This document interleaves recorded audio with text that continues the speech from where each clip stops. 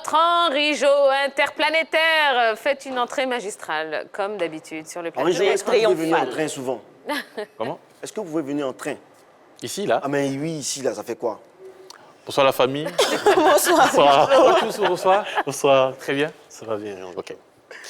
Aujourd'hui, on va parler. Hier, on parlait dans le buzz, Yellow évoquait celui-là, les clubs les plus riches. Parce que j'aime l'argent. Ah, d'accord.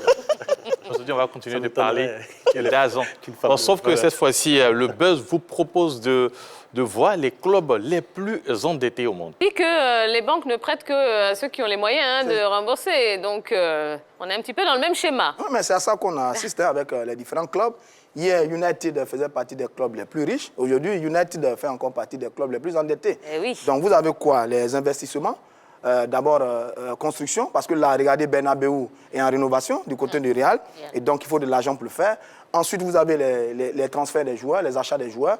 Là, City est frappé par le fair play financier. C'était le cas pour Paris Saint-Germain il n'y a pas longtemps. Donc, tout ça cumulé. Après, vous avez une masse salariale qui est très élevée. Quand un club, la masse salariale d'un club tourne autour de 40% de son budget, ça devient un problème. Et donc, quasiment, mais tous les clubs en Europe sont endettés parce que c'est un cycle un peu vicieux entre performance sportive et endettement économique. Donc, c'est un cycle, on tourne un peu en rond. Mais comme vous dites, on ne prête qu'aux riches. Moi, je suis déçue. Hein. Et ils m'ont caché ça. Hier, moi, je parlais des clubs les plus riches. Déjà, ils avaient crédit. Ah. Ils ne m'ont pas dit, ils vivent au-dessus de leurs moyens. Ne faites pas ça, hein. Ne faites pas comme notre du quartier là. Hein. Ah, mais oui, c'est la preuve que les clubs européens nous envient, hein, envient nos clubs d'ici. Ah bon? Parce que nous, mais oui, nous, on n'a pas l'argent, on ne s'endette pas. Hein. Et qui vous a dit? On envie qui ici? Bon, ils envient l'Africa, bien sûr, même l'entente de Benjerville. On n'a pas beaucoup d'argent, mais on n'est pas endetté aussi. Et puis, on vit mieux. Vous confirmez? L'entente de Benjerville n'est pas endettée? Non, je ne connais pas très bien les finances du club. Je ne peux pas m'aventurer sur ce débat. Mais je pense que jusqu'à présent, ils ont honoré les salaires vis-à-vis de l'encadrement et des joueurs. Donc déjà, tant que c'est fait, c'est bon. Ah, c'est le plus important. Donc les Européens nous envient, c'est ce que Jojo disait. Oui. D'accord. Voilà. Donc Manchester, par exemple, la dette de Manchester date de 2005, date à laquelle le club a été racheté par la famille Glazer. Donc depuis 2005, voilà, ce club-là traîne. Un crédit de 15 ans. Ouais. Oui.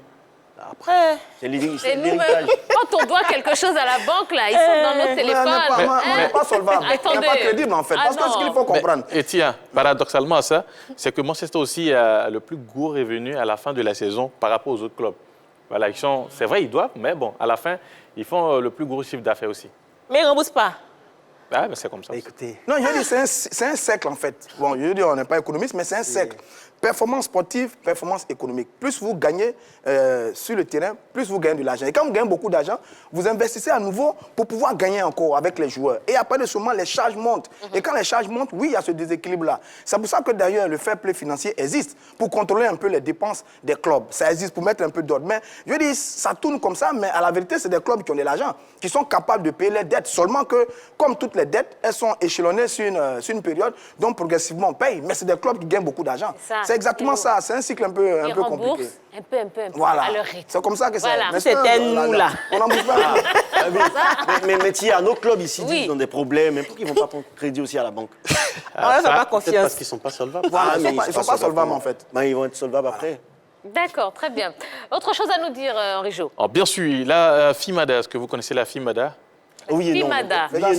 De Maracana. Et discipline associée. Voilà. Cette fédération a apporté son soutien à ses clubs et à ses partenaires. C'était ce samedi dans un hôtel de la place. Ce sont des kits alimentaires et sanitaires qui ont été distribués à 15 clubs. Le président de cette fédération, Bleu Salmagne, a promis poursuivre ce geste au niveau des clubs de l'intérieur. Et puis on n'oublie pas l'équipe nationale de Maracana. Les deux équipes nationales n'ont pas été oubliées, tout comme les officiels techniques. Il faut savoir au niveau du Maracana, les officiels techniques, ce sont les commissaires au match et les arbitres. Ah, ils ont reçu de la bouffe? De la nourriture. Des kits, voilà, de la nourriture. De la nourriture. De la nourriture, ok. Voilà, on parle bien. Pour lutter contre la pandémie du coronavirus. C'est bien. Là, il faut bien manger pour être immunisé. C'est une... Bon, je demande, c'est une question. C'est une belle action qu'on salue.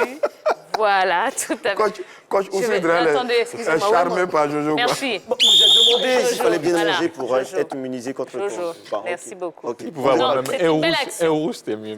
C'est une belle action, bravo en tout cas, Monsieur Bleu Charlemagne, qu'on a reçu sur le plateau de la Bien Grande sûr, Team, bien sûr. d'ailleurs. OK, c'est tout? Oui, c'est tout. Eh bien, merci, Henri Jo.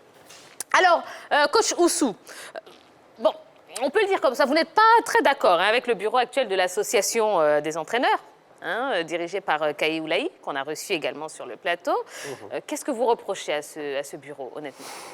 Déjà, je dis que les choses ne sont pas faites de manière correcte. Et C'est-à-dire ce bureau est fort clos depuis décembre. Donc, il aurait été correct pour moi que M. Kaye, son bureau, démissionne et mette en place un comité ad hoc pour notamment préparer une AG élective pour avoir un président d'association qui soit valable pour aller notamment porter notre voix aux élections. Parce que le danger, c'est quoi? C'est que j'essaie d'attirer l'attention parce que le danger, c'est que à la fédération, le PV de la dernière AG, elle est déposée, donc ils savent pertinemment quand est-ce que ce bureau-là finit. Ils savent pertinemment, et qui parle de la fédération parle aussi d'autres membres, d'autres personnes liées au football local qui savent. Et donc, à un moment donné, il faut être sûr et certain que certains, peut-être par mauvaise foi, en griffe, pourraient exploiter ça de manière juridique et puis interdire que l'association, notamment le groupement d'intérêt des entraîneurs, aille au vote. Ça aussi, il y a ce danger. Bon, alors concrètement, pourquoi est-ce que l'Assemblée générale n'a pas eu lieu depuis le mois de décembre? Quelles sont les raisons évoquées? Moi, honnêtement, je dis qu'il n'y a pas eu... C'était logique de le faire. Ils ne l'ont pas fait. Ils ne l'ont pas fait, je ne sais pas pourquoi. On ne vous a pas donné une explication? Moi, j'ai ma petite idée. Je me dis, c'est peut-être dans cette vague d'élections à la FIF, je pense qu'ils ont voulu rester là pour... voilà, je ne sais pas, peut-être, je dis quelque chose qui n'est peut-être pas justifié, mais peut-être pour profiter un peu de la mouvance des élections. Non, mais là, on est dans le commentaire et dans l'expectative. Nous, on veut du concret, nous, on est journalistes. La première chose, c'est est-ce que vous êtes un membre actif de l'association? Moi, je suis membre de l'association. Ouais. J'ai été membre du bureau. Ouais. Et à un moment donné, je me suis retiré. Ben voilà, donc on peut vous comprendre aisément. Non, je me suis retiré du bureau. De l'association? Je reste toujours membre de l'association. Mhm. Je me suis retiré du bureau à un moment donné. Et je l'ai dit à Kodjimi à l'époque, je dis, je ne suis pas d'accord avec le fait qu'on ait une association, il n'y a pas d'activité pour les entraîneurs, il n'y a rien autour des entraîneurs, il n'y a pas de véritable lutte pour l'amélioration des conditions des entraîneurs. À un moment donné, j'ai dit, il faut faire les choses comme il se doit. Et à l'époque déjà, ça bouge, le doyen Kaye, à l'époque déjà, Kaye était le président. Ouais. Et ça ne bougeait pas. Moi, je le dis, ça ne bouge pas. La preuve en est ici, sur votre plateau. J'ai intervenu, je lui ai posé la question sur le statut des entraîneurs. Qui est déposé à la fédération depuis 2016. Mais de vous à moi, vous êtes président d'une association comme la nôtre. Depuis 2016, vous déposez des statuts, il n'y a pas de réaction, il n'y a rien. Et vous êtes assis, vous ne réagissez pas. Moi, j'aurais été à sa place, mais je vous dis que ça allait bouger. Mais vous savez que sur la question des associations, les choses vont progressivement. Ce n'est pas que la vôtre seulement. Toutes les associations, d'ailleurs, ont un peu ce type de problème-là. Deuxième chose, c'est que disent vos tests en la matière? Parce que nous, c'est ça. Vos tests disent quoi? Quand il y a une telle situation, qu'est-ce qu'on fait? Quelle est la parade? S'il n'y a pas d'âge... Vous allez être surpris de ce que je vais vous dire. Oui, mais dites-le nous, c'est ça. C'est qu'aujourd'hui, avec les preuves à l'appui que j'ai, parce que j'ai pris des renseignements, j'ai mené mes enquêtes pour savoir, parce que je voulais savoir en fait aussi ce que disent nos tests. Parce que moi, la version que j'avais, c'était les anciens tests, depuis la création. À ma grande surprise, on m'a dit que quand il a été réélu après moi, mon départ du bureau, on devait reprendre les statuts. Et donc, M. Kaye aurait demandé qu'on décaisse de l'argent pour contacter un avocat pour nous faire des statuts et règlements intérieurs.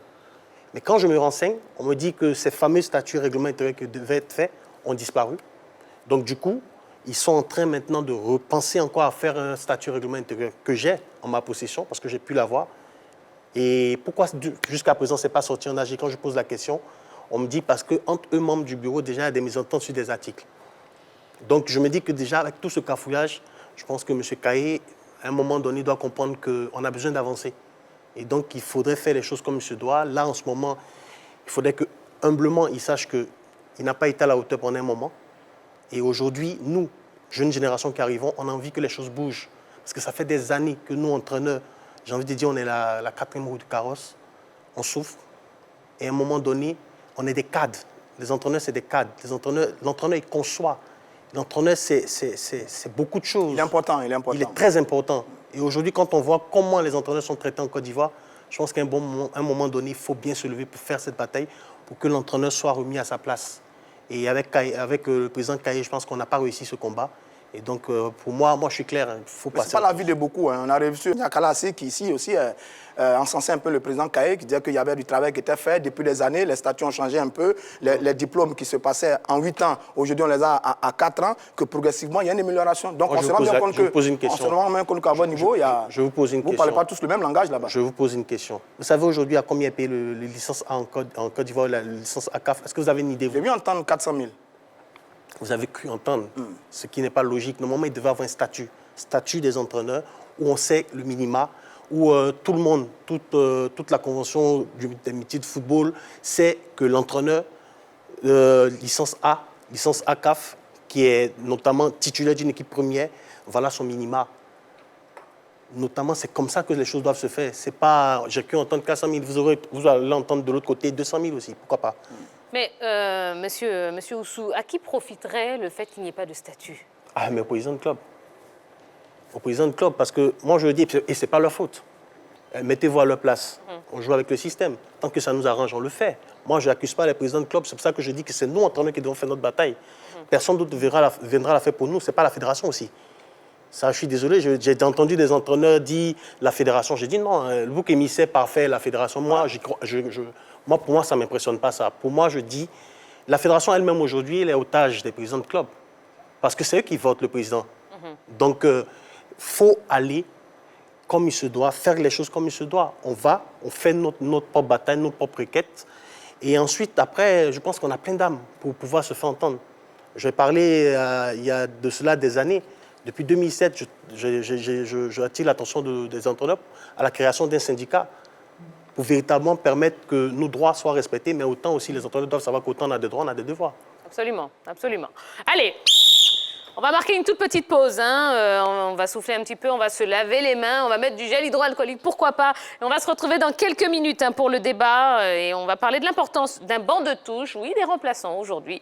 Ils sont très importants, mais justement, on va essayer de creuser un petit peu, d'approfondir un petit peu dans ce débat. Et évidemment, vous pouvez y participer en allant sur la page Facebook de la 3. Donc, on se retrouve dans un instant.